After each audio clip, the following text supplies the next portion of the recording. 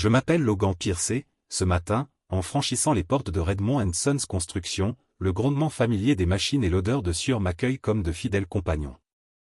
Ces 10 dernières années, j'ai consacré chaque heure de ma vie à bâtir la réputation de cette entreprise, travaillant 80 jours par semaine, esquivant les réunions de famille et refusant de meilleures offres. Tout cela par loyauté envers le nom Redmond et parfois en la vision que mon beau-père Gérald Redmond m'a confiée.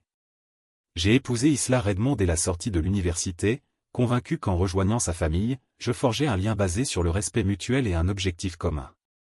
Gérald, un homme convaincu que la confiance se gagne par la sueur et le savoir-faire, m'a accueilli dans son univers, m'a accordé sa confiance et m'a permis de passer du statut de diplômé enthousiaste à celui de chef de projet le plus fiable de son entreprise. Je croyais avoir gagné son respect. Je croyais avoir gagné ma place. Il y a 2 jours, j'étais au bureau tard, penché sur les relevés de facturation pour une présentation que je devais faire au conseil d'administration la semaine prochaine. Les plafonniers brillaient violemment sur le sol en béton tandis que je feuilletais des dossiers en papier craft étiquetés pour différents sites. Mlay, Mitchell, Bristol. L'épuisement me pesait sur les paupières, mais je persévérais, déterminé à m'assurer que chaque estimation de coût était exacte. C'est alors que j'ai remarqué un dossier, caché derrière d'autres, avec un onglet grossièrement étiqueté « Transfert de propriété Paul ». Mon cœur battait la chamade en le sortant, certain qu'il était égaré, mais l'accord juridique qu'il contenait était sans équivoque. 75% de Redmond & Sons appartenait à Paul Redmond, le plus jeune enfant de Gérald. Le reste étant détenu uniquement par Gérald et sa femme, Myriam, mon nom, Logan Pierce, n'apparaissait pas. Aucune mention des 10 années de sang, de sueur ou d'heures que j'avais investies dans cette entreprise. La révélation était plus brûlante que des torchers à souder en plein été, et j'ai su à cet instant que le travail de toute une vie avait bâti le trône de quelqu'un d'autre. J'ai quitté le bureau avec ce dossier à la main et un silence de mort. Le trajet du retour me semblait irréel. Chaque feu rouge était un coup de marteau qui ébranlait ma confiance. En arrivant chez nous, Isla m'accueillit à la porte avec un sourire chaleureux qui ne parvint pas à atteindre ses yeux. Dans la cuisine, Myriam préparait du poulet rôti, le plat préféré d'Isla, et Gérald examinait des plans à la table à manger. Je posai lourdement le dossier entre eux sans un mot. Le cliquetis des couteaux et le cliquetis des couverts s'arrêtèrent. La fourchette d'Isla vola en l'air, les yeux écarquillés. Le visage de Gérald devint blême. Je regardai Isla ouvrir lentement le rabat en papier craft et en sortir les papiers accablants. La pièce sembla retenir son souffle tandis que la vérité se répandait du papier à son visage. « Isla, qu'est-ce que c'est que ça ?» demandai-je d'une voix mesurée mais imprégnée d'incrédulité. Elle déglutit difficilement, la lèvre tremblante. « Logan, ce n'est pas ce que tu crois, mais Gérald le coupa avant qu'elle puisse terminer. Logan, Paul est de notre sang. Il mérite notre compagnie. » Mes poings se serrèrent. Je suis ici depuis 2015. J'ai recruté des clients alors que nous étions à peine rentables. J'ai sauvé cette entreprise de la faillite. J'ai dit, chaque mot étant précis, chaque fait indéniable. Ce n'est pas le sang qui rapporte, c'est le travail qui le fait. J'ai sacrifié des anniversaires, manqué des vacances et noué des relations qui ont permis à cette entreprise de survivre. Et pour tout cela, je n'obtiens rien. Un silence pesant s'est installé jusqu'à ce que je me lève. Si Paul est propriétaire, Paul peut le diriger. Sans attendre de réponse, j'ai fait demi-tour et je suis sorti. L'écho de mes pas me suivait jusqu'à la porte d'entrée. Lundi, je ne me suis pas présenté au bureau. Mon téléphone portable vibrait sans arrêt, inondé de messages de collègues. Où est le rapport d'audit du site? Réunion client jeudi. Êtes-vous prêt? Je n'ai pas répondu. Quand Gérald a appelé mardi pour exiger que je revienne pour une réunion cruciale sur le site de Mitchell, j'ai dit, demandez simplement à Paul. C'est lui le propriétaire maintenant. Puis j'ai éteint mon téléphone et me suis couché plus tard que je ne l'avais fait depuis des années. Pour la première fois, j'ai pris mon petit déjeuner sans consulter ma boîte mail, j'ai fixé le plafond sans que des plans ne tourbillonnent dans ma tête, et j'ai laissé le silence remplacer la cacophonie des échéances et des exigences. Je me suis tout remis en question. Étais-je vraiment loyal ou avais-je peur de partir?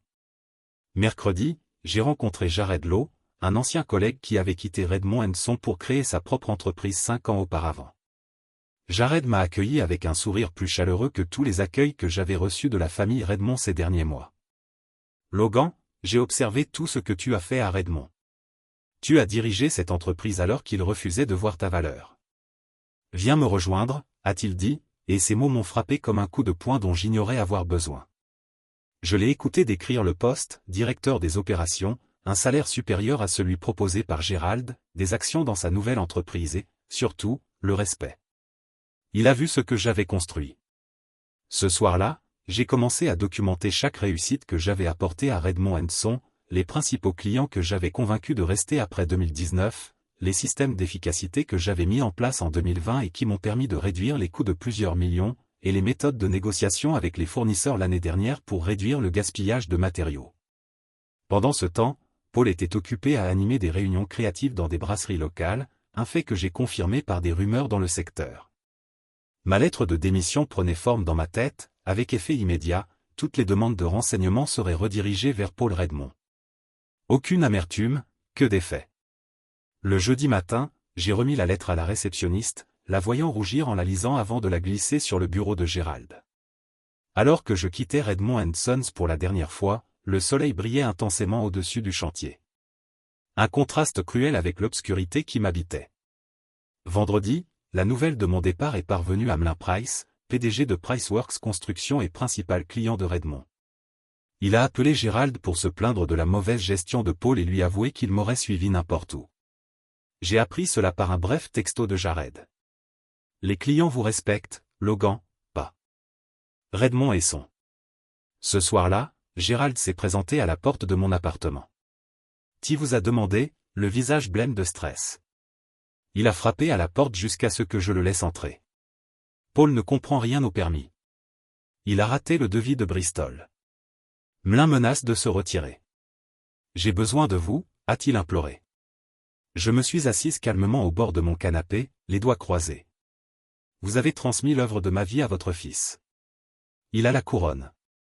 Laissez-le porter le poids, ai-je répondu. Il a proposé de doubler mon salaire. J'ai secoué la tête. Enchaînez-moi à cette entreprise si vous voulez, mais je ne travaillerai pas gratuitement. Il a dégluti et a finalement demandé, que voulez-vous? J'ai exposé mes conditions clairement. 40% de participation, un siège au conseil d'administration, des horaires normaux, plus de 80% de nos gardes. Il a ricané. C'est impossible. J'ai regardé la réalité s'imposer à lui. Soit tu reconnais ma valeur, soit tu vois Redmond & Sons s'effondrer. Samedi matin, l'offre de Jared est devenue officielle.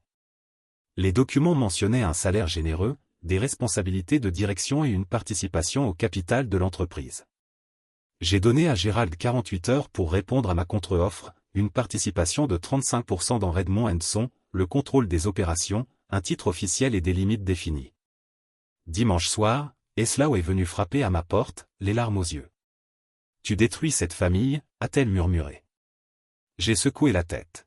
« Ton père l'a détruite en donnant mes 10 années de sacrifice à ton frère.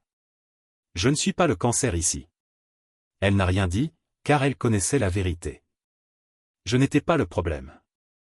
J'étais la colonne vertébrale que personne ne voyait. Tard dimanche soir, Gérald a appelé pour accepter mes conditions. Le lendemain, nous nous sommes rencontrés dans un cabinet d'avocats neutres. Gérald, Myriam, Paul, Eslao et nos avocats. Paul semblait mal à l'aise, submergé par des responsabilités pour lesquelles il n'avait jamais été formé. À la fin de la réunion, j'avais 35% des parts, le contrôle opérationnel et un titre défini.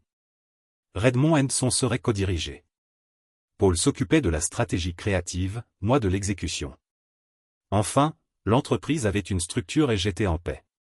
Des mois plus tard, j'arrive chez Redmond & Son avec la lucidité nécessaire. Les clients sont de retour. Les opérations fonctionnent efficacement et le moral du personnel est au beau fixe.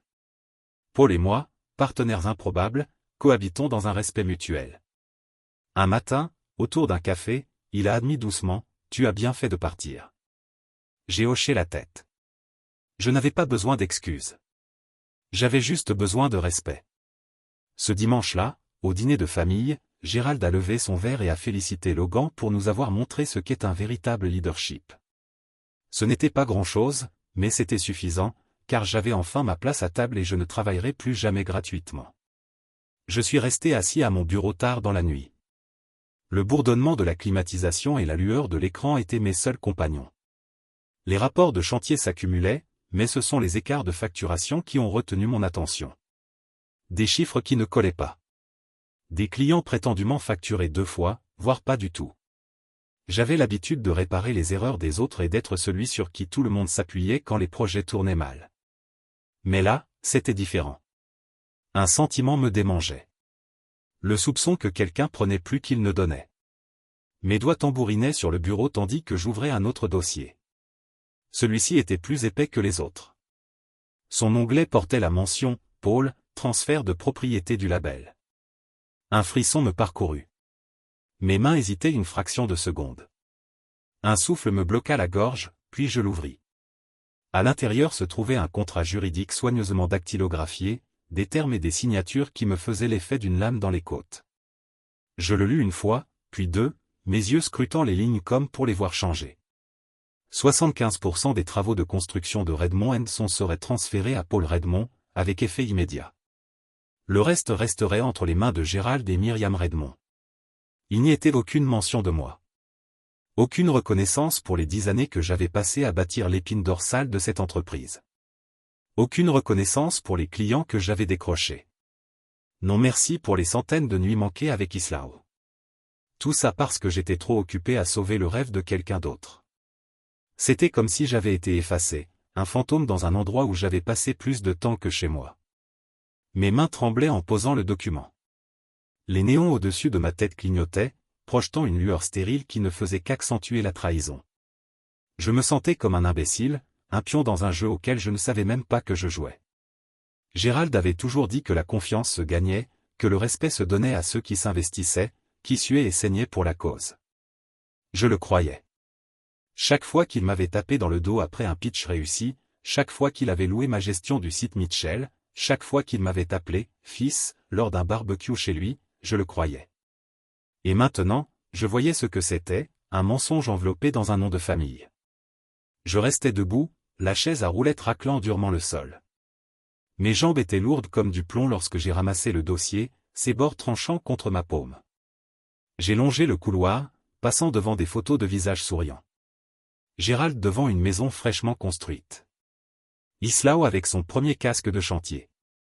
Paul serrant la main d'un promoteur. Aucune ne me représentait.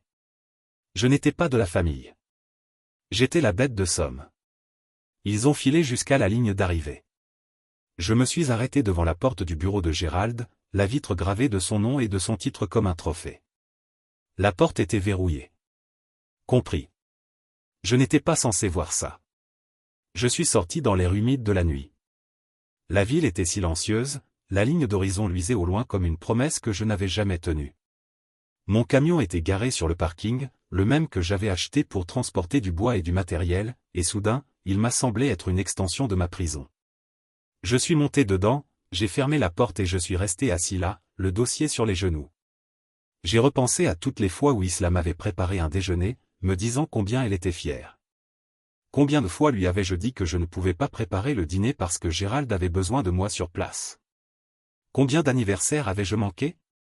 Je repensais au soir où je rentrais tard, épuisé, pour la trouver. Endormi sur le canapé, m'attendant. Je ressentais une oppression dans la poitrine, un poids que je ne m'étais pas autorisé à admettre. Je n'étais pas seulement en colère. J'avais le cœur brisé. Pas à cause de l'entreprise, même si c'était une trahison que je n'arrivais pas encore à digérer pleinement. Mais parce que je croyais profondément en cette famille, à l'idée que mon travail, ma loyauté serait récompensée par le même respect que je leur avais témoigné. Cette croyance m'avait enchaîné à une promesse qui n'avait jamais été tenue. Le dossier se froissa sous ma main. Je démarrai le camion, le moteur gronda avec une vibration qui ressemblait à un défibrillateur. J'avais besoin de bouger pour m'éloigner du chantier, du bureau, de l'endroit où j'avais tout investi sans rien trouver.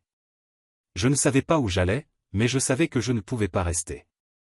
J'ai pris le chemin le plus long pour rentrer, serpentant à travers des rues bordées de chantiers que j'avais supervisés, des bâtiments qui n'existeraient pas sans moi. Je me demandais combien d'entre eux Paul avait même foulé. Quand je me suis enfin garé devant chez nous, la lumière du Porsche était allumée. Isla m'attendait. Elle a ouvert la porte tandis que j'entrais sur le Porsche, le regard fatigué mais chaleureux. « Tu es en retard, a-t-elle dit d'une voix douce. J'ai brandi le dossier. La seule explication que j'avais. Elle a froncé les sourcils lorsqu'elle me l'a pris des mains et l'a ouvert. Son visage s'est assombri. Logan, je ne savais pas, a-t-elle balbutié, mais j'ai vu le doute dans ses yeux, le conflit entre sa loyauté envers son père et son amour pour moi. Ce n'est pas grave, j'ai menti parce que je ne savais pas comment digérer la vérité. J'ai besoin de réfléchir. Elle a essayé de me tendre la main, mais je me suis écarté et suis entré dans le salon qui ressemblait moins à une maison qu'à un musée de choix irréversibles. J'ai laissé tomber mes clés sur la table, le cliquetis résonnant dans la maison silencieuse. Cette nuit-là, je n'ai pas pu dormir. Chaque fois que je fermais les yeux, je voyais le sourire de Gérald, le rire de Paul, les politesses de Myriam. J'entendais les conversations qu'ils avaient eues sans moi, les décisions qu'ils avaient prises comme si j'étais une idée secondaire. Je me demandais depuis combien de temps ils préparaient ce transfert. Gérald m'avait-il toujours considéré comme une employée temporaire, un tremplin pour son fils? Isla l'avait-elle su? Je repensais à chaque fois où elle avait défendu les idées créatives de son frère. Chaque fois qu'elle avait dit, Paul a juste besoin d'un peu d'aide. Je ne pouvais m'empêcher de penser que j'avais été la seule à respecter les règles d'un jeu conçu pour m'exclure. J'avais travaillé plus dur que quiconque, j'avais saigné pour cette entreprise, et pourtant j'étais jetable. Cette pensée me faisait bouillir le sang, mais sous la colère se cachait une douleur sourde que je ne parvenais pas à nommer. Je me suis levé avant l'aube et j'ai pris une douche. L'eau était brûlante, mais pas assez chaude pour effacer la trahison. J'ai enfilé les mêmes bottes de travail et le même jean que je portais tous les jours depuis 10 ans, mais il me semblait étranger maintenant, comme un costume pour un rôle que je ne voulais plus jouer. Dans la cuisine, Isla attendait, les yeux rougis par les larmes. Logan, s'il te plaît, parlons-en, a-t-elle supplié. J'ai secoué la tête. Pas maintenant, ai-je dit d'une voix neutre. J'ai pris le dossier et j'ai quitté la maison. En me dirigeant vers mon camion, l'air matinal était froid et vif. Je suis monté à bord, j'ai démarré le moteur et j'ai jeté un coup d'œil à la maison. Pour la première fois depuis longtemps, j'ai réalisé que je n'y avais pas ma place. Je ne faisais pas partie de la famille autour de laquelle j'avais construit ma vie. Je n'étais qu'une employée, assez bonne pour construire l'avenir de quelqu'un d'autre, mais jamais le mien. Avec le dossier sur le siège à côté de moi, je roulais vers l'horizon, le soleil levant, promesse de quelque chose de meilleur, quelque chose que je devrais construire moi-même. La route était incertaine, mais au moins, elle était la mienne. Le dîner du dimanche avait toujours été une tradition chez les Redmond, un repas raffiné avec Gérald en bout de table, découpant la viande avec la même précision qu'il attendait sur les chantiers. Myriam s'occupait des accompagnements. Isla omettait la table, et Paul arrivait généralement en retard, charmant tout le monde avec un sourire en coin et des histoires de réunions créatives qui, le plus souvent, ressemblaient à des tournées des bars. J'avais toujours accepté cela. Les dîners de famille, l'illusion de l'unité. Mais ce dimanche-là était différent. Le dossier contenant les titres de propriété me faisait l'effet d'une grenade dans ma serviette. Son poids me rappelait constamment que j'avais construit l'avenir d'un homme qui n'avait jamais fourni d'efforts. J'avais passé tout l'après-midi à répéter ce que j'allais dire, comment je le dirais, où je rangerais le dossier pour que personne ne puisse faire comme s'il n'existait pas. Mes paumes étaient moites en me garant devant la maison. Isla était déjà à l'intérieur, aidant sans doute sa mère. Je voyais la douce lueur des lumières de la salle à manger à travers la fenêtre. J'entendais presque les rires. Le son me semblait étranger, comme une langue que je ne comprenais plus. J'ai sonné à la porte au lieu d'utiliser ma clé. Un geste modeste, mais significatif. Myriam a ouvert la porte, les yeux plissés par ce sourire expert qu'elle avait appris au fil des ans. Logan, entre. Le dîner est presque prêt. Elle s'est penchée pour me serrer dans ses bras. Je suis revenu avec raideur. À l'intérieur, la maison sentait le romarin et la viande rôtie, une odeur réconfortante qui me retournait l'estomac de ressentiment. Paul était déjà à table, les manches retroussées, un verre de bourbon à la main.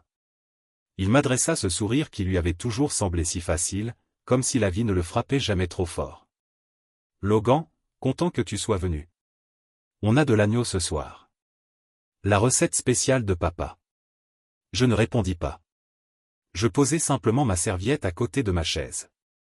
Isla leva les yeux de la table, le regard doux et scrutateur. J'essayais de lui sourire, mais je savais que ça ressemblait probablement à une grimace. Gérald était à sa place habituelle, en tête, son couteau à découper luisant tandis qu'il découpait la viande avec une aisance experte. « Logan, dit-il d'une voix chaleureuse. J'espérais qu'on pourrait parler du côté Mitchell après le dessert. Bien sûr, j'ai menti. Nous savions tous les deux que ce n'était pas pour ça que j'étais venu. Le dîner fut servi avec la pompe habituelle. Myriam se déplaçait autour de la table, versant de la purée de pommes de terre dans les assiettes, Gérald découpait la viande. Distribuait les parts comme un prêtre distribuant les sacrements. Paul riait trop fort à ses propres blagues. Islao sourit poliment, et je me sentis comme un fantôme au réveil. La conversation bourdonnait autour de moi. Un nouveau fournisseur, un investissement potentiel dans un complexe commercial à l'Est. Le prix de l'acier fluctuait, je me laissais submerger. Chaque mot me rappelait le monde auquel j'avais tout donné et ceux qui le tenaient pour acquis. Le dessert est arrivé. La tarte au citron signature de Myriam. Elle le dit devant moi avec un geste théâtral, un sourire fier aux lèvres. « Logan, je sais que c'est ton préféré, » dit-elle. Et pendant un bref instant, je me demandais si tout cela était réel. Puis je me souvins du dossier, de la trahison, des signatures qui prouvaient que je n'étais qu'un rouage d'une machine construite pour Paul. Je pris ma mallette. La conversation s'interrompit brusquement lorsque le fermoir métallique s'ouvrit. Je sortis le dossier et le posai au centre de la table, entre la tarte et les tasses à café. La pièce semblait avoir perdu tout son oxygène. « Quand comptais-tu me le dire ?» demandai-je d'une voix ferme mais froide. La main de Gérald se figea à mi-chemin de la carafe de Bourbon. Les lèvres de Myriam s'entr'ouvrirent, mais aucun son ne sortit. Paul me chercha le dossier du regard comme s'il ne l'avait jamais vu, même si je doutais qu'il fût un si bon acteur. « Logan, ne faisons pas ça ici, » dit Gérald à voix basse, du même ton qu'il utilisait sur les chantiers pour maintenir la paix. « Non, dis-je d'une voix plus forte maintenant, les mains tremblantes de colère. Nous allons faire ça ici parce que c'est ici que tu m'as fait croire que je faisais partie de cette famille. C'est ici que j'ai passé 10 ans à croire que mon travail comptait pour toi. » Isla me prit la main, mais je la retirai.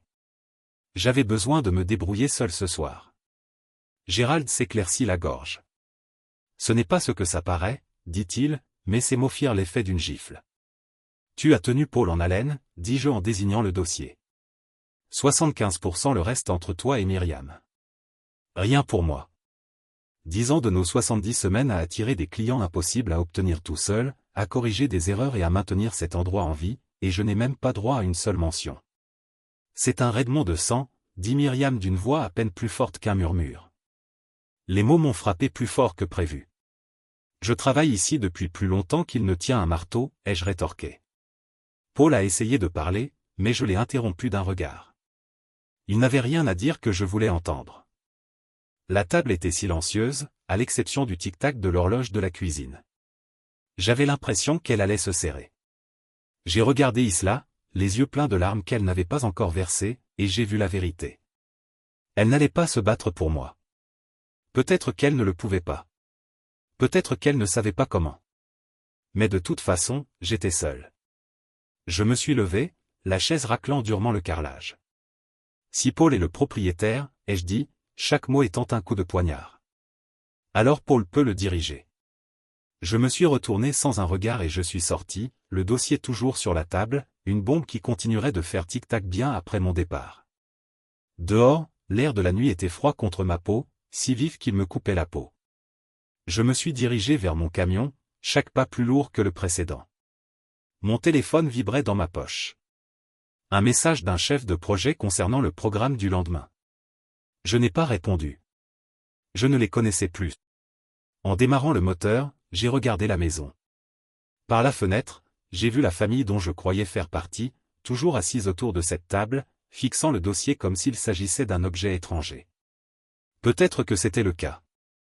Peut-être avais-je toujours été l'étranger, l'employé qui n'avait jamais eu de vraie place à table. J'ai enclenché la marche avant et j'ai démarré, le gravier crissant sous les pneus, la maison rétrécissant dans le rétroviseur. Une partie de moi voulait y retourner, crier, exiger une explication qui donnerait un sens à tout cela. Mais au fond, je savais qu'il n'y en avait pas. J'ai construit l'avenir de quelqu'un depuis le début. Et ce soir, j'ai décidé que j'en avais fini. Lundi matin est arrivé comme une claque que j'aurais dû voir venir. Le soleil s'est levé comme pour se moquer de moi parce que je pensais que le monde s'arrêterait pour constater mon absence. Mais la réalité était crue. Redmond Henson n'a pas bougé d'un pouce. J'avais donné à cet endroit toute ma vie pendant une décennie. Et maintenant que j'étais parti, il ronronnait sans moi. Du moins, c'est ce que je me disais, allongé dans mon lit, les yeux rivés au plafond. Je n'avais jamais appelé pour dire que j'étais malade, jamais manqué une réunion de préparation, jamais refusé les demandes de dernière minute de Gérald. Mais aujourd'hui, je ne me suis pas présenté. Pas de réveil, pas de café, juste moi et l'écho des mots que j'avais laissés en suspens la veille. Si Paul est le propriétaire, Paul peut le diriger. En milieu de matinée, mon téléphone a vibré contre la table de nuit comme s'il avait quelque chose d'urgent à dire. Je l'ai laissé sonner. J'imaginais presque Gérald à son bureau, la mâchoire serrée, m'appelant « fils » avec cette condescendance qu'il maîtrisait lorsqu'il voulait quelque chose. Les appels continuaient, chaque vibration me rappelant les attentes que j'avais été formé à satisfaire. Mais je n'étais plus cet homme. Je ne leur devais plus un seul souffle de mon temps. Mardi, d'autres appels, des dizaines. Des emails aussi. Des objets criards en majuscules. Où est le rapport d'audit du site? Visite client jeudi. Il nous faut le point sur le projet Mitchell. Je les ai tous supprimés sans les lire. J'imagine Paul assis dans mon bureau, tournant sur sa chaise comme un enfant, ignorant les systèmes que j'avais construits, les relations que j'avais entretenues, le désordre que j'avais toujours nettoyé. Peut-être qu'il verrait maintenant la différence entre recevoir un titre et le mériter. Mercredi, le nom de Gérald s'est illuminé sur mon écran. J'ai regardé le téléphone sonner, mon pouce planant sur le bouton de réponse. Une partie de moi, une partie qui avait grandi avec la conviction que la loyauté était primordiale. J'avais envie de décrocher pour régler le problème, pour sauver la situation, comme toujours. Mais je ne leur devais rien. J'ai laissé sonner jusqu'à ce que la messagerie tombe. Sa voix était tendue et maîtrisée, comme celle d'un homme qui essaie de rester calme alors que tout autour de lui brûle. Logan, commença-t-il, on a besoin de toi sur le chantier Mitchell. Tu es le seul à connaître les spécifications. Les inspections sont prévues pour vendredi. Rappelle-moi, s'il te plaît. Je fixai le téléphone, sa voix résonnant dans ma tête. Le viseur Mitchell avait été mon bébé. Je l'avais conçu de A à Z. Des premiers croquis aux visites finales. Je connaissais chaque boulon, chaque mesure, chaque réglage. Mais rien de tout cela n'avait eu d'importance lorsqu'ils ont remis les clés à Paul. J'ai posé le téléphone et je suis parti. Laissons-les se débrouiller. Si Paul voulait jouer les chefs, il pourrait commencer par nettoyer le désordre dont il avait hérité. Le silence qui suivit était sans précédent. Mes journées étaient autrefois rythmées par le rythme régulier du chantier, les coups de marteau, les scies, les gémissements, le murmure des voix par-dessus le bruit des machines. Maintenant, il n'y avait plus que le ronronnement discret du réfrigérateur et le tic-tac de l'horloge. Je ne savais pas si je détestais ça ou si j'en avais besoin. J'avais passé tellement de temps en pilotage automatique, toujours à travailler, toujours à réparer, toujours en mouvement, que j'avais oublié ce que c'était que d'exister. Pour la première fois depuis des années, j'ai dormi après 6 heures. J'ai préparé du café et je l'ai bu tant qu'il était encore chaud. Assis à la table de la cuisine, j'observais par la fenêtre un monde que j'avais délaissé au profit de plans et de calendriers de projets. J'ai remarqué la façon dont le soleil frappait la clôture du voisin, les oiseaux filant entre les branches, les feuilles flottant dans la brise. De petites choses peut-être, mais des choses que je ne m'étais pas permis de voir depuis trop longtemps. Je me demandais comment j'avais laissé faire cela, comment j'avais laissé une entreprise devenir mon identité, comment j'avais pu me convaincre que la loyauté impliquait de tout sacrifier. J'ai pensé à Isla, aux fois où elle m'avait demandé de venir me coucher, de ranger mon ordinateur, d'être simplement son mari le temps d'une nuit. J'ai repensé aux dîners manqués, aux anniversaires reportés, aux amis qui avaient cessé de m'appeler parce que j'étais toujours au travail. J'ai réalisé que je ne savais plus qui j'étais sans Redmond et fils. Cette pensée m'effrayait plus que la perte de mon emploi. Parce que si je n'étais pas l'homme qui sauve tous les projets, qui répond à tous les appels, qui règle tous les problèmes, qui étais-je? Ce soir-là, je me suis préparé à dîner.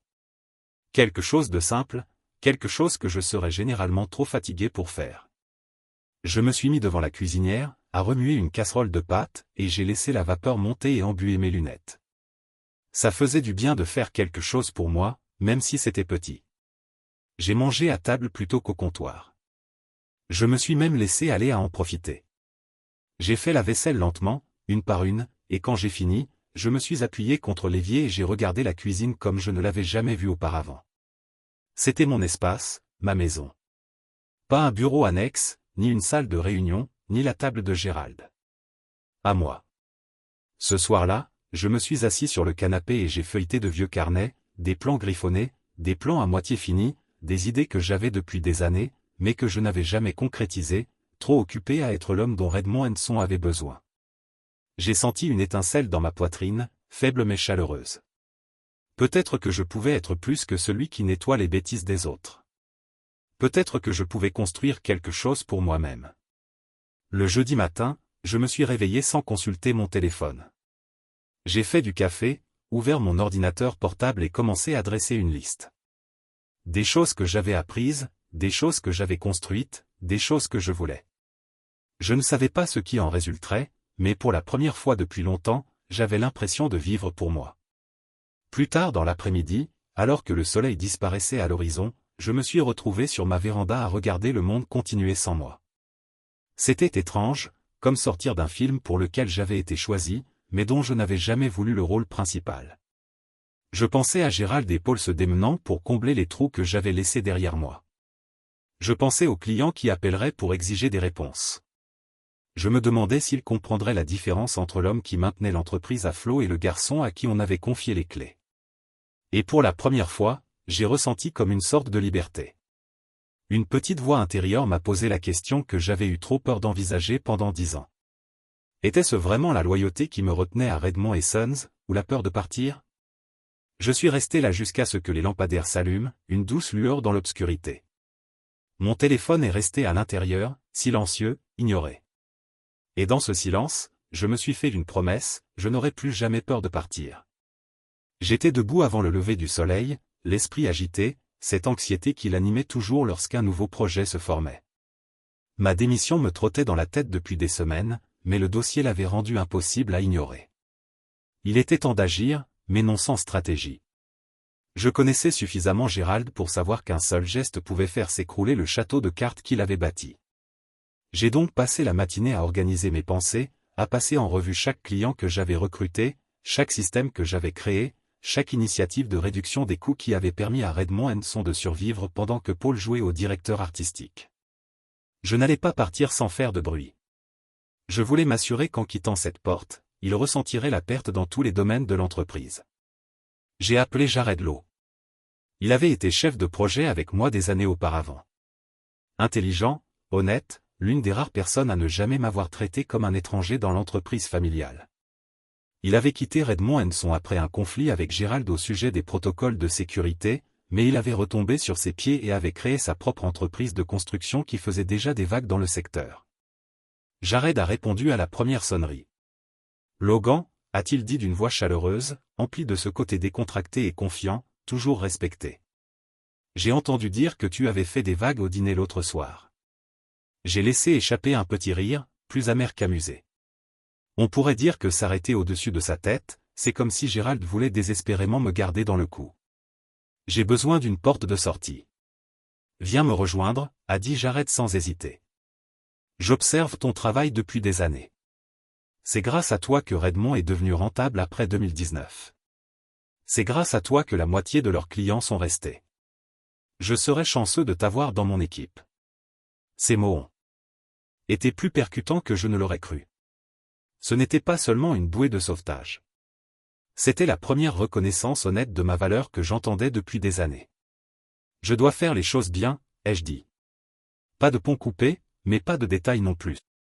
Intelligent, a dit Jared. Passe au bureau cet après-midi. On discutera des conditions. J'ai passé les heures suivantes à parcourir tous les dossiers de projets que j'avais touchés. J'ai dressé la liste des clients que j'avais décrochés et entretenus, des fournisseurs avec lesquels j'avais négocié, des plannings que j'avais sauvés. Un désastre. Chaque fois qu'un chef de chantier me remerciait d'avoir sauvé son emploi, chaque fois qu'un client m'envoyait une note manuscrite louant mon souci du détail, je documentais tout. Je n'allais pas laisser Gérald se faire d'illusions sur mon rôle essentiel. Puis je suis passé au système que j'avais mis en place. Les processus d'autorisation simplifiés qui réduisaient les délais de plusieurs semaines. Les protocoles de sécurité qui avaient divisé par 2 les taux d'accident. Les feuilles de calcul de gestion des coûts qui avaient permis d'économiser des millions au fil des ans. Je savais que Paul ne pouvait rien reproduire de tout cela. Il n'avait ni la patience ni les compétences nécessaires. Mais ces documents étaient à moi et je n'allais pas les laisser sombrer sous sa mauvaise gestion. À midi, j'avais tout compilé, soigneusement étiqueté, sauvegardé sur une clé USB et stocké dans le cloud. C'était comme une armure, un enregistrement de chaque heure que j'avais sacrifié pour une entreprise qui n'avait jamais prévu de partager les bénéfices. À 14 heures, j'ai retrouvé Jared à son bureau. L'espace était moderne mais confortable. Des murs de verre recouverts de poutres, un espace ouvert qui l'entreprise débordait d'énergie. Elle était vivante comme jamais Redmond & Son ne l'avait été. Jared m'accueillit avec un sourire. Logan, officialisons ça. Il me tendit un dossier contenant l'offre. Directeur des opérations, un salaire qui éclipsait les pots de vin de dernière minute de Gérald, départ dans l'entreprise, une contribution créative complète et, surtout, le respect. C'était tout ce dont j'ignorais avoir besoin. Je l'ai lu attentivement, posant des questions sur la portée des projets, la structure des équipes et les attentes qu'il nourrissait à mon égard. Jared répondit à chacun sans hésiter. Il voulait un partenaire, pas un pion. Et ce fut une révélation. Écoute, je sais que tu es encore en train de régler le problème de Redmond, dit Jared. Mais je veux que tu saches que quelle que soit ta décision, tu as ta place ici. J'ai hoché la tête, reconnaissant, mais aussi résolu. Je suis prêt. Je leur donne ma démission demain. Avec effet immédiat. Jared m'a tapé sur l'épaule. Tu fais le bon choix.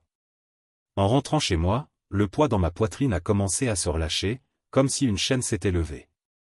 Je ne quittais pas simplement un emploi. Je reprenais ma vie en main. Ce soir-là, j'ai rédigé ma lettre de démission. Je l'ai faite de manière factuelle, clinique, comme Gérald aimait les choses. Sans émotion, sans accusation, juste la vérité. J'ai écrit, avec effet immédiat. Sans rancune, juste des faits. Veuillez rediriger toutes vos demandes vers Paul Redmond. Je l'ai relu 3 fois, m'assurant qu'il portait bien la finalité que je souhaitais. J'ai imaginé Gérald le lisant, le sang se vidant de son visage en réalisant qu'il avait perdu la seule personne qui avait empêché son château de cartes de s'écrouler. Le lendemain matin, je suis entré au bureau pour la dernière fois. L'endroit sentait la sueur et le café rassis. La réceptionniste a levé les yeux, surprise, lorsque je lui ai remis la lettre. Veuillez déposer ceci sur le bureau de Gérald, ai-je dit d'une voix calme. Elle l'a prise d'une main tremblante. Tout va bien, Logan? Je lui ai adressé un petit sourire triste. Ça ira. Je me suis retourné et suis sorti, le poids de 10 ans d'attente s'évanouissant à chaque pas dehors, le soleil commençait à peine à se lever, teintant le ciel de nuances d'or et de rose. Je suis resté là un instant, à respirer. Pour la première fois depuis des années, je ne pensais pas aux audits de chantier, aux réunions clients ou aux changements de dernière minute. Je pensais à moi. Je suis allé à mon bureau. J'ai pris mon camion et je suis monté dedans, le moteur ronronnant comme s'il savait qu'il était temps d'écrire un nouveau chapitre. En sortant du parking, j'ai ressenti une sensation que je n'avais pas ressentie depuis des années. La voix de Gérald allait retentir. Je connaissais les appels désespérés, les offres de la dernière chance, les culpabilisations. Mais j'avais fait mon choix. Je n'étais plus l'homme qui restait par loyauté. J'étais l'homme qui partait selon ses propres conditions. Et cela valait plus que tous les chèques de paie qu'ils avaient jamais versés. Jour 4. C'est le temps qu'il a fallu pour que les appels commencent à affluer des personnes qui comptaient vraiment, les clients. Ce n'est pas le premier matin après ma démission qui m'a semblé réel, ni même le deuxième. Non, c'était le 4e jour, lorsque le téléphone s'est mis à sonner, que les messages se sont accumulés et que mon absence a finalement touché le cœur de la construction de Redmond & Son. Le premier appel est arrivé alors que je me versais ma 2e tasse de café dans ma petite cuisine. Le soleil commençait à peine à percer les toits. Le nom sur l'écran a fait bondir mon cœur. Mlin Price, PDG de Priceworks Construction. Le plus gros client que nous ayons décroché, un homme réputé pour sa précision et son tempérament capable de brûler des ponts en quelques secondes. J'ai envisagé de l'ignorer, mais la curiosité et une pointe de défiance l'ont emporté. Logan, pourquoi diable n'es-tu pas sur le projet Mollet? La voix de Mlin était sèche, le genre de ton qui exige des réponses, pas des excuses. J'ai pris une longue inspiration. Je suis en congé, ai-je dit d'un ton égal, même si le mot semblait trop doux pour ce qui s'était passé. A-t-il aboyé. Bon sang, c'est grâce à toi que je suis resté chez Redmond après le fiasco de 2019. Paul bâcle les plans comme un débutant. Les délais sont dépassés. Les sous-traitants m'appellent pour me demander qui est le patron. J'ai besoin de toi. Ces mots étaient à la fois un compliment et un coup de poignard. Je savais que c'était grâce à moi que Priceworks était resté fidèle pendant les années de vache maigre.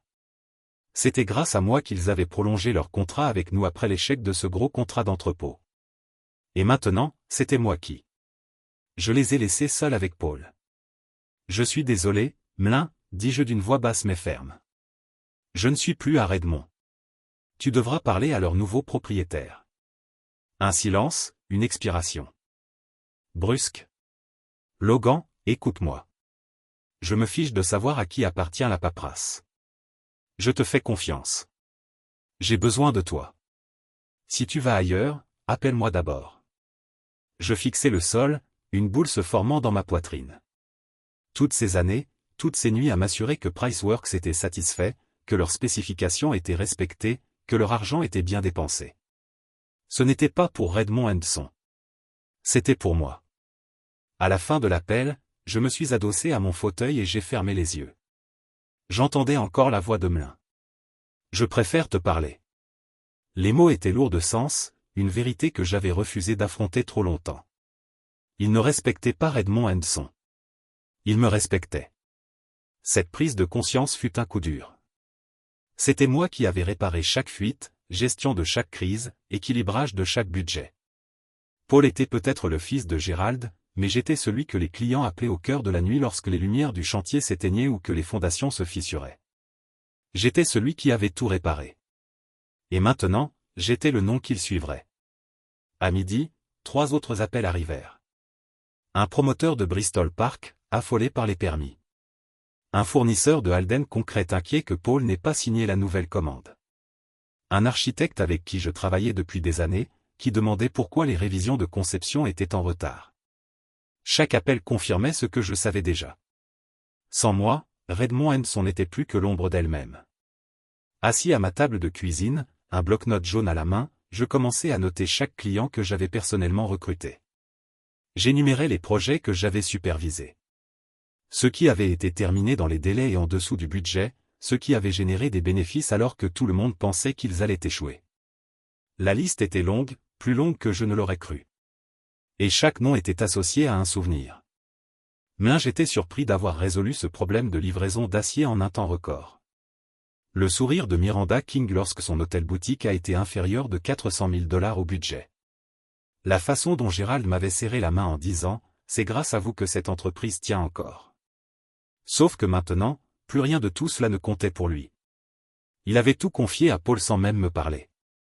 La sonnette a retenti juste au moment où j'ajoutais le dernier nom à la liste. J'ai ouvert et trouvé Jared Lowe debout, un café à la main, un sourire aux lèvres. « Bonjour, Logan », a-t-il dit en entrant. « On dirait que tu as bien réfléchi. » J'ai brandi le bloc-notes. Les clients appellent déjà. Ils paniquent. Jared a hoché la tête, le regard perçant. C'est parce qu'ils te font confiance. Ils t'ont toujours fait confiance. J'ai un plan. Il a exposé son idée rapidement et avec assurance, comme je l'avais toujours admiré chez lui. On va commencer petit. Tu rejoins officiellement l'équipe la semaine prochaine et nous contactons ses clients, leur offrons la stabilité qui leur manque. Tu connais déjà leurs besoins. Je m'occupe de la logistique. Tu gères les relations. J'ai secoué lentement la tête, un sourire aux lèvres. C'est fou comme ça se passe vite. Ce n'est pas fou, dit Jared. C'est le karma. Le lendemain, Mlin a rappelé. Logan, dit-il d'une voix calme mais pressante. J'ai un problème. Paul ne me rappelle pas. L'équipe de Mlin est en retard et la ville menace de retirer le permis. J'ai besoin de quelqu'un qui s'y connaisse. J'ai laissé planer le silence un instant. Mlin, ai-je dit, je ne travaille plus pour Redmond et les Sons, mais j'envisage de nouvelles opportunités. Une autre pause. Ensuite, si tu es sérieux, j'emmènerai mon entreprise partout où tu iras. Tu l'as bien mérité. J'ai raccroché, le cœur battant. Ce n'était plus une simple sortie. C'était un changement radical. Gérald avait donné le titre à Paul, mais j'avais les relations, et maintenant, elles votaient avec leurs pieds. Ce soir-là, j'étais assis sur ma véranda tandis que les étoiles scintillaient dans le ciel qui s'assombrissait. Pour la première fois, j'entrevoyais un avenir que je pouvais construire de mes propres mains. Pas de conditions, pas de détérité, pas de fausses promesses, juste moi et les clients qui me faisaient confiance pour qui j'étais, et non pour le fils dont j'avais épousé le mari. En fermant les yeux, un sourire illumina mon visage. Laissons Paul gérer la pression maintenant. Qu'il explique à Gérald pourquoi les fondations qu'il tenait pour acquises s'effondraient. Je les avais construites une fois. Je pouvais les reconstruire. Cette fois, elles seraient miennes. Vendredi soir, je me retrouvais à mon appartement. Un silence que je n'avais jamais connu me serrait les tympans. Le genre de silence qui ressemblait à une épreuve, comme si l'univers me demandait « Vas-tu vraiment tenir bon ?» Je m'assis à la table de la cuisine, savourant une tasse de café tiède, mon téléphone silencieux sur le comptoir. Je n'avais pas appelé Isla, ni envoyé de SMS à Gérald ni à Myriam. J'avais à peine répondu à Jared, et même là, c'était juste pour dire qu'il me faudrait encore quelques jours avant de pouvoir officiellement commencer. J'étais déterminé à les laisser transpirer, à laisser le vide de mon absence s'installer. Ça n'a pas pris longtemps. Vers 19h, on a frappé à ma porte. Pas poli. C'était urgent, désespéré. Je n'avais pas besoin d'un Judas pour savoir qui c'était. Gérald Redmond. Il n'était jamais venu chez moi auparavant, préférant toujours son royaume au bureau ou la forteresse immaculée de sa maison. Mais il était là, l'air d'un homme qui a enfin senti la fissure dans ses fondations. J'ai ouvert lentement la porte. Le visage de Gérald était rouge, sa cravate de travers, ses cheveux bouclés. Il tenait une chemise en papier craft dans une main, l'autre serrée comme s'il essayait de retenir des excuses qu'il n'avait jamais appris à présenter. « Logan, dit-il d'une voix instruite. Il faut qu'on parle. » J'ouvris la porte en grand, reculant sans un mot pour le laisser entrer. L'odeur du bourbon le suivait, et je me demandais s'il avait bu un verre ou deux avant de se décider à venir. Il posa le dossier sur la table comme une bombe désamorcée, attendant mon autorisation pour la désamorcer. Paul ne comprend pas les permis, commença-t-il d'un ton mêlé de frustration et de regret. Il a raté le devis de Bristol. Mlin menace de se retirer, et on a déjà dépassé le budget.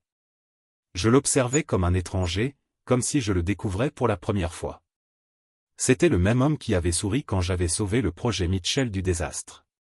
Le même homme qui m'avait appelé « fils » dans la salle de pause avant de remettre les clés à Paul sans hésiter. « Alors, appelle Paul », dis-je d'une voix égale, lui donnant un avant-goût du professionnalisme froid qu'il avait toujours exigé de moi. « C'est l'héritier, non ? Laisse-le se débrouiller. » Les yeux de Gérald brillèrent. « Ne sois pas comme ça, Logan. Tu sais qu'il n'est pas prêt. Tu es le seul à comprendre les spécifications Mitchell. Tu es le seul que les sous-traitants respectent. » Et à qui la faute, rétorquai-je, la voix plus sèche. Tu l'as choisi. Tu lui as donné tout ce que j'ai construit sans me le demander. Tu as fait ton choix. Maintenant, fais avec. Il s'affala sur la chaise en face de moi, le visage dégonflé comme un ballon.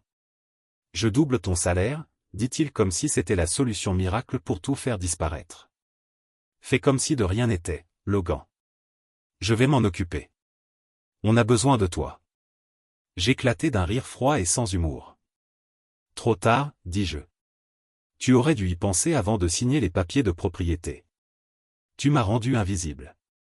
Il se passa la main sur le visage, paraissant 10 ans plus vieux qu'il y a une semaine. Alors dis-moi ce que tu veux, dit-il enfin d'une voix rauque. Je me laissai aller en arrière, la chaise de la cuisine craquant sous moi. J'avais répété cette conversation dans ma tête 100 fois, mais maintenant que c'était là, les mots me venaient facilement, comme s'ils attendaient ce moment. 40% de propriété, dis-je d'un ton neutre. Un siège au conseil d'administration. Des horaires normaux. Fini ces 80 semaines qui m'éloignent de ma propre vie. Et un contrat digne de ce nom, respectueux de ce que j'ai construit. Les yeux de Gérald s'écarquillèrent et il se pencha en avant. 40%. C'est impossible. Je ne sourcillai pas. Puis Redmond Henson s'effondra. Ou s'adapta. Il me fixa, cherchant une faiblesse, mais je ne bronchai pas. J'avais passé trop de temps à porter son empire sur mes épaules. Trop de temps à réparer les erreurs de Paul et à ravaler ma fierté. Je leur avais donné toute ma loyauté, et ils ne m'avaient offert que des promesses en l'air et de longues heures de travail. J'ai laissé le silence s'étirer jusqu'à ce qu'il me paraisse comme un pont qui risquait de se fissurer sous le poids de toutes ces vérités non dites. Tu penses que je bluffe, dis-je finalement. Mais non. J'ai déjà reçu des offres. Gérald. De meilleures offres, celles qui me valorisent pour ce que je suis, pas pour celui que j'ai épousé. Il secoua la tête, l'incrédulité gravée dans les rides autour de sa bouche. Tu laisserais vraiment tout derrière toi. Je me levai, me penchant juste assez pour le regarder droit dans les yeux. Je l'ai déjà fait, dis-je, sa bouche ouverte comme s'il voulait argumenter, mais aucun mot ne sortit. Au lieu de cela, il se leva lentement, comme un homme chancelant sur ses jambes neuves, le dossier tremblant dans sa main. Je vais parler à Myriam, dit-il enfin d'une voix faible. On verra ce qu'on peut faire. Je ne lui dis pas au revoir tandis qu'il se traînait jusqu'à la porte. Je le regardais partir, l'air entre nous lourd du poids de 10 ans de sacrifice qu'il n'avait jamais pleinement vu. Lorsque la porte se referma derrière lui, je laissai échapper un long soupir que je n'avais pas réalisé avoir retenu. Mon cœur battait fort, mais ce n'était pas de peur. C'était de détermination. Pour la première fois, je ne l'étais pas. Je courais après son approbation. Je ne me battais pas pour une place à une table qui n'avait jamais été la mienne. J'étais dans mon espace, chez moi, fixant mes propres conditions. Le téléphone sur le comptoir a craqué. Un message de Jared. J'espère que tu tiens bon. On pouvait y lire, on est prêt quand tu le seras. J'ai répondu. J'en ai assez d'attendre. Construisons quelque chose de concret. J'ai posé le téléphone et j'ai regardé mon appartement. Il n'était pas luxueux. Pas de plan de travail en granit ni de plafond voûté. Mais c'était le mien. Et à cet instant, j'ai eu l'impression que c'était le seul endroit où je voulais être. J'ai pensé à Isla, à la façon dont ses yeux s'étaient remplis de larmes à table. À la façon dont elle avait toujours défendu Paul par des petits détails qu'elle n'avait probablement même pas remarqués. Je me demandais ce qu'elle dirait quand elle apprendrait que je ne reviendrais pas. Plus de la même façon. Plus le même homme. Je ne savais pas à quoi ressemblerait l'avenir. Mais je savais une chose, je ne travaillerai plus jamais gratuitement. Je ne laisserai jamais le nom d'un autre homme sur un papier à en tête définir ma valeur. Et en finissant mon café, je savais que je ne me sentirais plus jamais petite dans ma peau. Le soleil matinal filtrait à travers les stores comme une promesse à laquelle je n'étais pas encore sûr de croire. À peine avais-je fini mon café que mon téléphone s'est allumé avec un message de Jared. C'est officiel. Directeur des opérations. Les offres sur la table. Ma poitrine s'est serrée. Ces mots ressemblaient à la première respiration après avoir été trop longtemps sous l'eau. Je les ai lus 2 fois, puis j'ai laissé un sourire illuminer mon visage. C'était en train d'arriver. Le respect que j'avais gagné pendant 10 ans était enfin à ma portée, et de la part de quelqu'un qui l'appréciait. 1 heure plus tard, Jared a appelé. Je veux que ça se réalise, a-t-il dit d'une voix ferme et assurée. Des salaires supérieurs à l'offre de Gérald, plus des actions de l'entreprise. J'ai besoin que tu diriges les opérations comme tu l'as fait à Redmond, mais cette fois, c'est à toi. Sa confiance était une bouée de sauvetage. Tu aurais une vraie place à la table, Logan. Personne ne va me lâcher. Votre travail à leur fils. J'ai ravalé ces derniers jours de colère et de doute qui me serraient la gorge. Je suis partant, ai-je dit d'une voix calme mais résolue. Je vais officialiser, mais je me dois de leur donner une dernière chance d'arranger les choses. Il marqua une pause, puis expira. 48 heures. C'est tout? D'accord, ai-je répondu. J'ai raccroché et posé le téléphone sur le comptoir. Mon appartement était silencieux, l'air lourd du poids des décisions. J'ai pensé à Eslao, aux nuits où nous étions restés éveillés à rêver d'un avenir fondé sur la confiance et la famille. J'ai pensé à Gérald, l'homme qui m'avait appris à mesurer 2 fois et à couper 1 fois, qui m'avait appris à penser comme un artisan mais à agir comme un roi. Je me demandais s'il comprendrait un jour que son royaume était bâti sur le dos d'hommes comme moi. Ce soir-là, j'ai rédigé l'email. Objet, offre sous 48 heures. J'ai été bref, sans amertume, juste professionnel. J'ai écrit, à compter de dimanche à minuit. J'accepterai le poste proposé par Jared. Construction à bas prix, à moins que Redmond & Son ne m'offre une participation équitable et une place à la table. 40%. Horaire standard. Représentation au conseil d'administration. Respect. Je l'ai lu une fois, 2 fois. Puis j'ai appuyé sur « Envoyer ». Les heures ont filé. Je suis allé courir. La sueur a lavé la frustration, mais chaque pas ressemblait à un compte à rebours. J'ai imaginé Gérald lisant le courriel, le visage rouge, la main tremblante. J'ai imaginé Paul ricanant avec son air désinvolte, pensant que je bluffais. Qu'il pense ça. Qu'il pense que je n'avais pas le courage de partir. Le samedi est passé comme dans un brouillard. Pas d'appel, pas de message, le silence. Une tactique que je ne connaissais que trop bien. La façon dont Gérald contrôlait le récit, mais cette fois, ça n'allait pas marcher. Le dimanche matin est arrivé avec le poids d'un dernier lever de soleil. Je buvais mon café quand on a frappé à la porte. J'ai ouvert et trouvé Isla debout, les cheveux tirés en arrière, les yeux rougis par les larmes. Elle avait toujours porté la loyauté comme un insigne, la protectrice silencieuse de sa famille. Mais maintenant, elle paraissait petite, comme si les murs qu'elle avait construits autour de son cœur s'étaient effondrés. « Logan, dit-elle d'une voix brisée. S'il te plaît, ne fais pas ça. » Je tins la porte ouverte, mais je ne m'écartai pas, ce n'est pas moi qui ai fait ça, dis-je d'une voix calme mais ferme. Ton père l'a fait au moment où il a donné tout ce que j'avais construit à Paul sans un mot. Des larmes coulèrent sur son visage. Il est désolé, murmura-t-elle. Il a peur. Il sait qu'il a fait une erreur. Je secouai lentement la tête. Il a peur parce qu'il perd le contrôle. Isla. Il a peur parce qu'il sait qu'il ne peut pas arranger ça sans moi. Elle tendit la main, mais je la retirai. Je ne peux plus être l'homme qui répare tout pour eux. J'ai dit, je dois être l'homme qui répare les choses pour moi. Ses épaules s'affaissèrent, la lutte quitta son regard. Alors c'est fini, murmura-t-elle. J'acquiesçai. C'est bon, elle se retourna et s'éloigna, me laissant sur le seuil, le cœur à la fois lourd et libéré. À midi, le courriel de Gérald arriva. Je l'ouvris et parcourus les mots, nous acceptons vos conditions. 40% du siège au conseil d'administration, horaire standard. Mes mains tremblaient, non pas de soulagement, mais de réaliser qu'il avait fallu que je parte pour qu'il voie ma valeur. J'appelai Jared. Je suis partante, dis-je. Mais à mes conditions, rit-il. Bon sang. En raccrochant, je sentis le poids d'une décennie s'envoler de mes épaules. Je m'étais battu pour le respect, pour que mon nom soit inscrit sur la porte, pour la dignité que j'avais toujours accordée aux autres, mais rarement reçue. Et maintenant, je l'avais. Le soleil brillait à travers la fenêtre. Une promesse de jours à venir, des jours où je serais maître de ma place à la table, où plus personne ne prendrait ma loyauté pour de la servitude. Le matin de la réunion s'annonça radieux, mais mon humeur était comme l'air avant la tempête, chargée et fragile. J'étais assis à la table de la cuisine avec un café noir, les documents devant moi comme les dernières pièces d'un puzzle que j'avais dû résoudre seul. Chaque mot, chaque clause avait été passé en revue, chaque ligne me rappelait ce pourquoi je m'étais battu. 40% de participation, un siège au conseil d'administration, des horaires réguliers, le respect, même si ce n'était pas une clause du contrat. C'était quelque chose que je devais revendiquer. J'avais donné 48 heures à Gérald. Il les avait toutes prises. Et maintenant, nous y étions.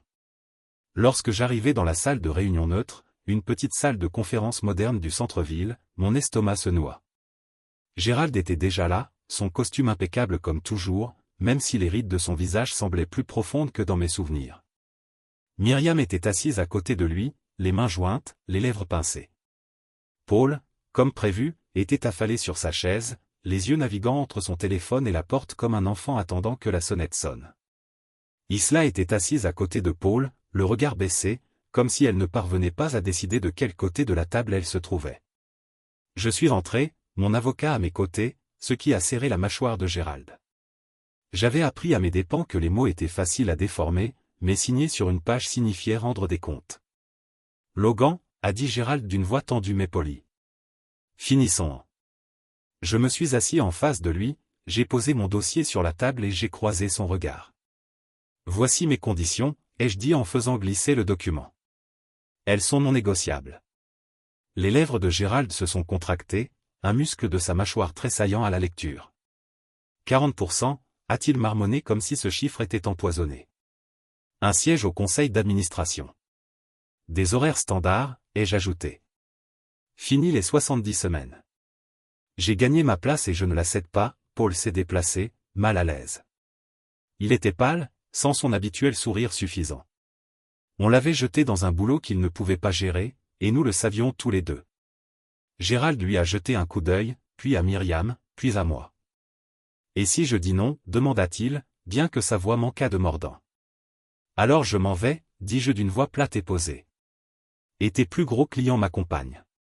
Le silence retomba dans la pièce, le poids de cette vérité se déposant comme de la poussière sur chaque surface.